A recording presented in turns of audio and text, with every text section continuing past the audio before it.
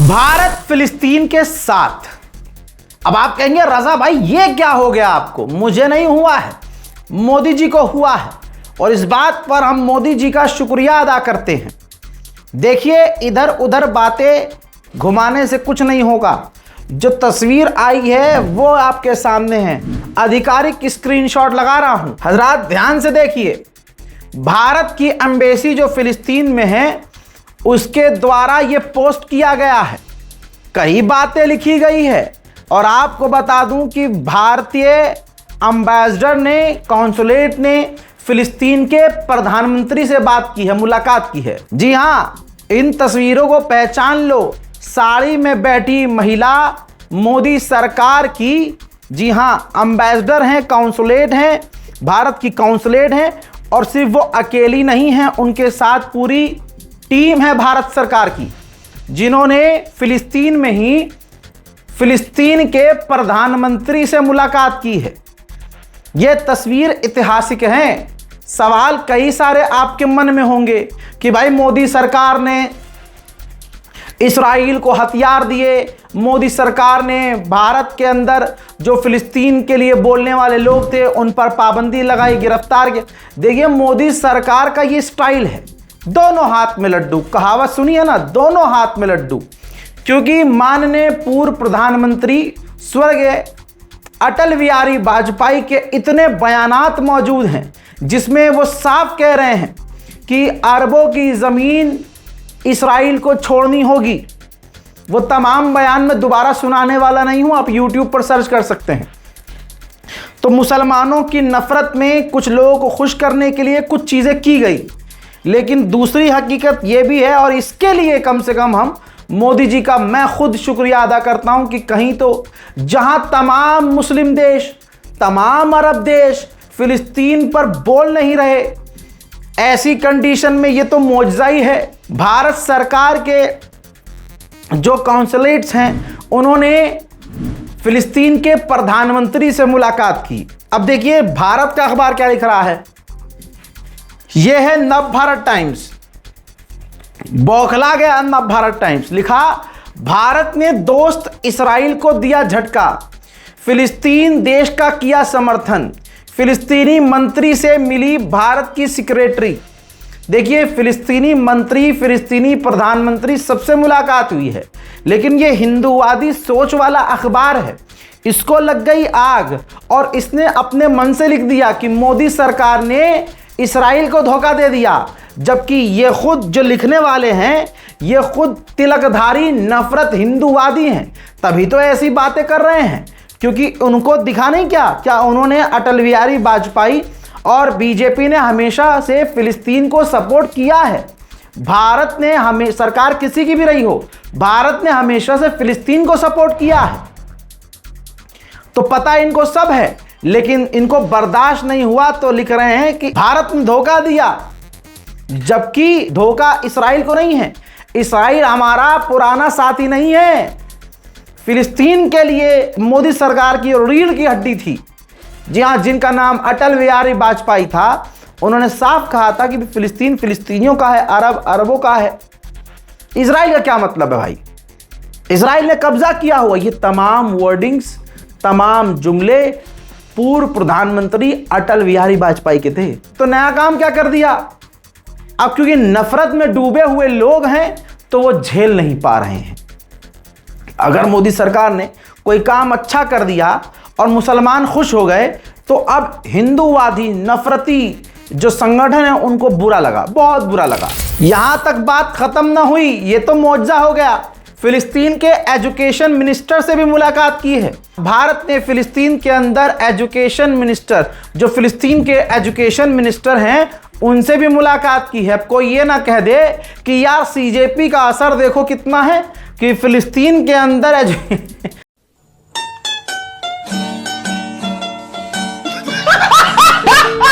तो दोस्तों, भारत ने ये जो चीज की है इसकी सराहना होनी चाहिए। जहां तमाम मुस्लिम अरब देश पीछे भाग रहे हैं, फिलिस्तीन से दूरी बना रहे हैं, वहां मोदी सरकार ने हिम्मत दिखाई है और फिलिस्तीन से खुल्लम खुल्ला जाकर हाथ मिलाया है। यहीं पर बात नहीं रुक जाती। प्रधानमंत्री एजुकेशन मिनिस्टर और अब ये लेबर मिनिस्टर, फिलिस्तीन की महिला लेबर मिनिस्टर से भी भारतीय कॉन्सुलेट ने मुलाकात की है फिलिस्तीन में।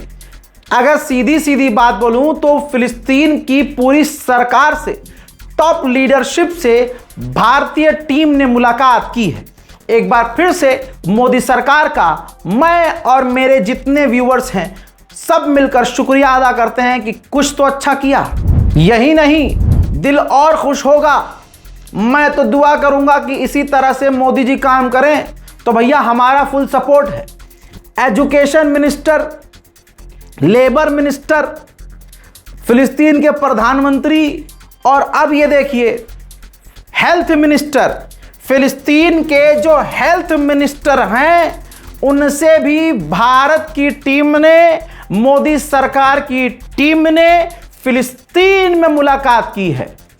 अल्लाह अकबर। इस्राइल कभी भी बर्दाश्त नहीं करेगा, जिंदगी में बर्दाश्त नहीं करेगा।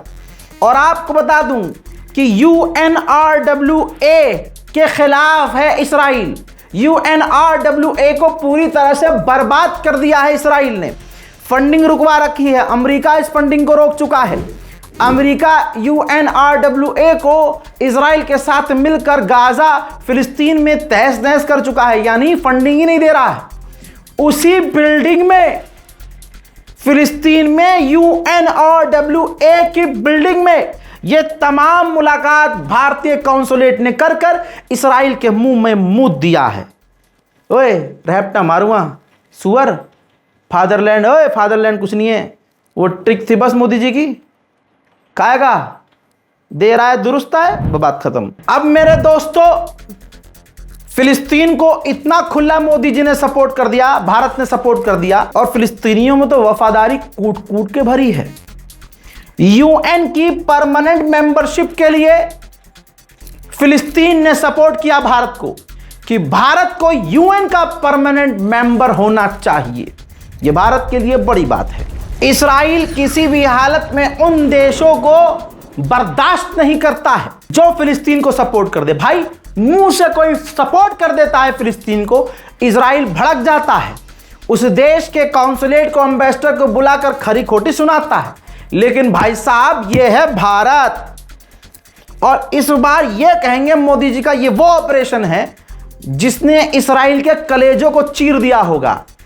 आप सोच रहे हो रजा भाई आज बड़ा चढ़ाकर बता दिया आपने, बात बढ़ा नहीं रहा हूं, आप खुद महसूस करो, बात यहां खत्म नहीं हुई है। भारत फिलिस्तीन के रामल्ला में अस्पताल फिलिस्तीनियों के लिए खोल रहा है जिसमें 200 बेड होंगे, सारी एडवांस टेक्नोलॉजी होगी, पूरा खर्च भारत उठाएगा। दोस्तों यह है कमाल। मैं फिर से मोदी जी का शुक्रिया अदा करता हूं। ये देखो तस्वीर, जी हां तस्वीर देख लो, वहां पर 200 बेड का सुपर स्पेशलिटी हॉस्पिटल खोला जाएगा जनीन के अंदर और रामल्ला के अंदर। HE डॉक्टर मोहम्मद मुस्तफा से और फिलिस्तीन के प्रधानमंत्री से और अदर डेलीगेटरी से भारत के काउंसुलेट ने मुलाकात की है और MOU साइन कर दिया है। फिलिस्तीन के अंदर मोदी सरकार प्रोजेक्ट शुरू करने वाली है जिसके अंतर्गत फिलिस्तीन अथॉरिटी के साथ मिलकर भारतीय अथॉरिटी हॉस्पिटल बनाएगी। अल्लाह अकबर। भाई वाह, मजा आ गया। आज की सबसे सुकून देने वाली खबर पढ़ी है मैंने, सुकून।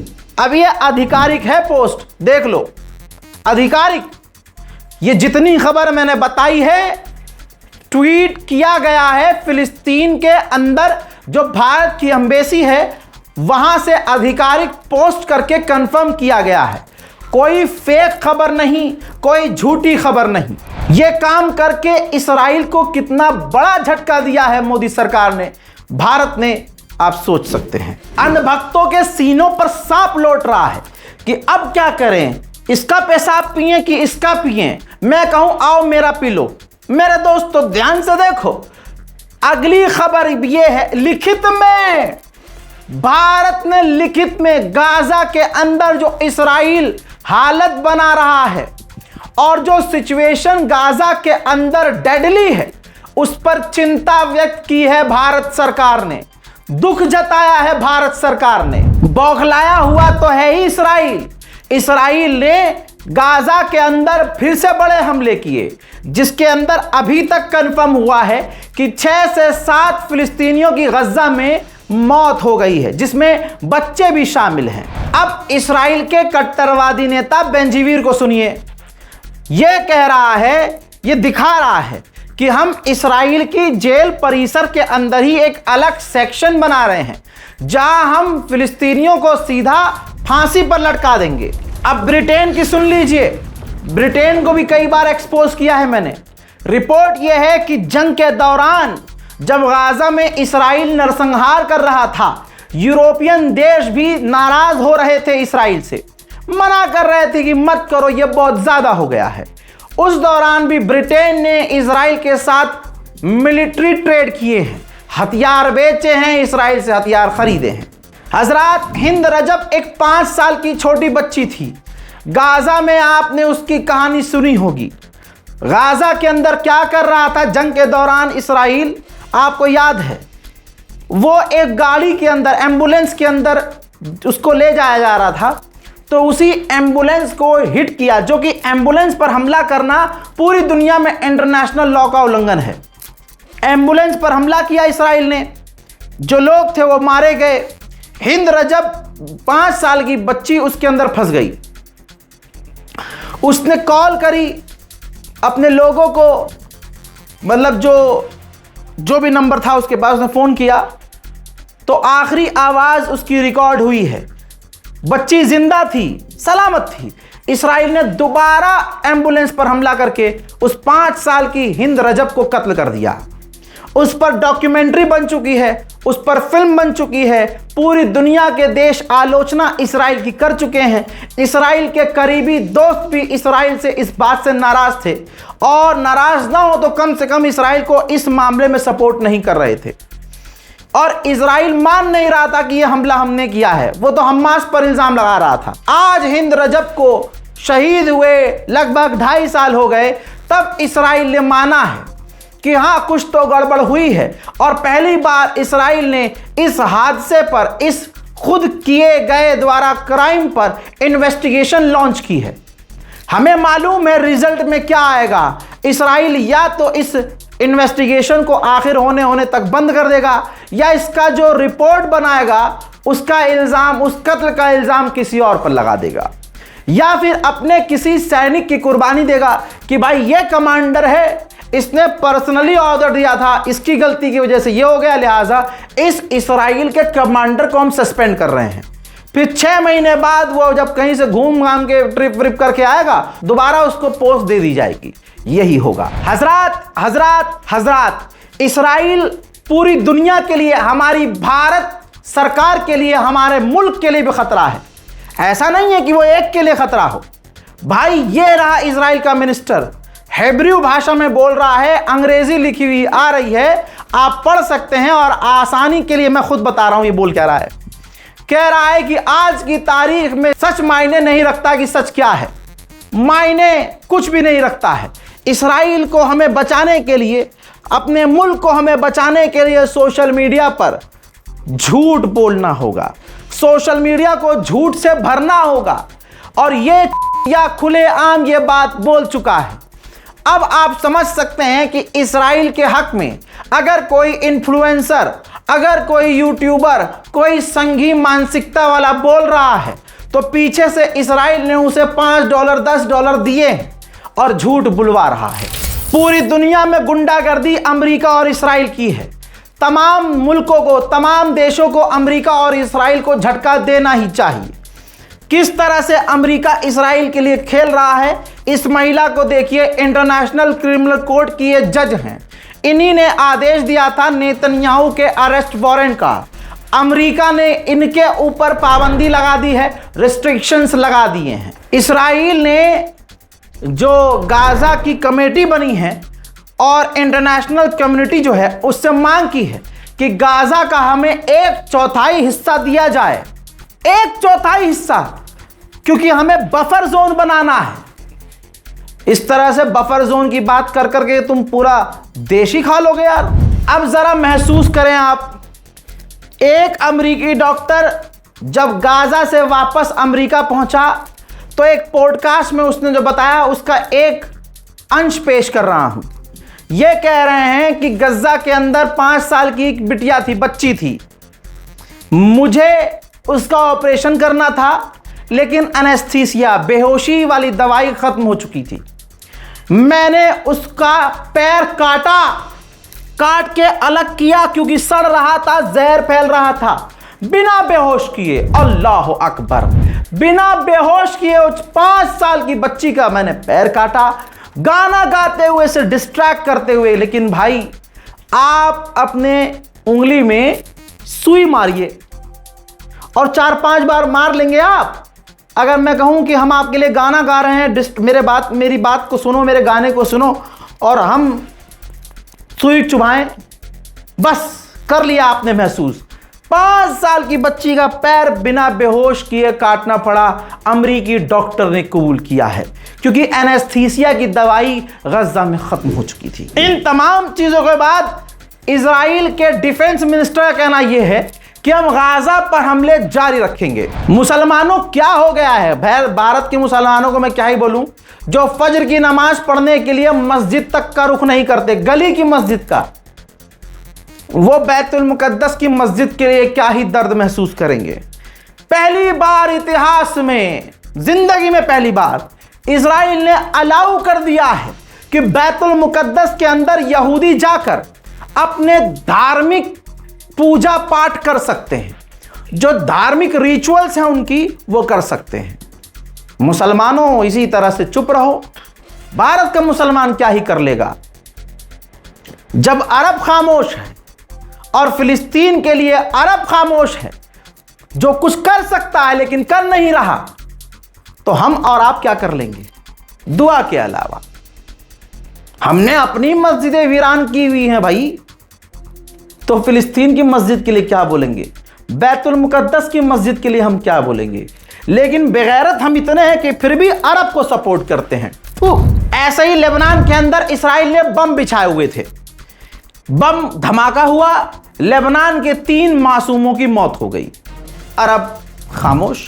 लाल सागर में हूथीज कह रहे हैं कि बाबल मंदेब से हमने 48 सऊदी अरब के जहाजों को मोड़ दिया है और 3 से 4 जहाजों पर सऊदी के हमने हमले किए हैं। यमन के मिनिस्टर ने कहा कि ईरान की तरह हूथी भी बाबल मंदेब पर कब्जा करना चाहते हैं। जैसे ईरान ने स्ट्रेट ऑफ हॉर्मुज पर कब्जा किया, वैसे ही हूथीज बाबल मंदेब पर कब्जा करना चाहते हैं। उधर यमन के हूथीज के कमांडर सामने आकर कह रहे हैं, उन्होंने कंफर्म किया है कि हमने सऊदी अरब पर हमले किए हैं, सऊदी अरब के ऑयल रिफाइनरीज पर मिसाइलें लॉन्च की हैं। सीरिया के अंदर कुवैत का भी बेस था भाई, हमें खुद आज पता चला, माफ कीजिएगा।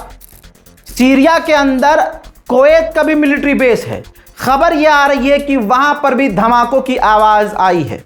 हो ना हो, यह भी कांड इसराइल ने किया है। तुर्की ने आधिकारिक जानकारी दी है कि उसके पुलिस स्टेशन के करीब एक ड्रोन गिरा है और ड्रोन गिरने की वजह से आसपास की गाड़ियों को नुकसान पहुंचा है, गाड़ियां क्षतिग्रस्त हुई हैं। और वो इलाका जहां ये ड्रोन गिरा है, वो इलाका सीरिया के बॉर्डर से मिलता है।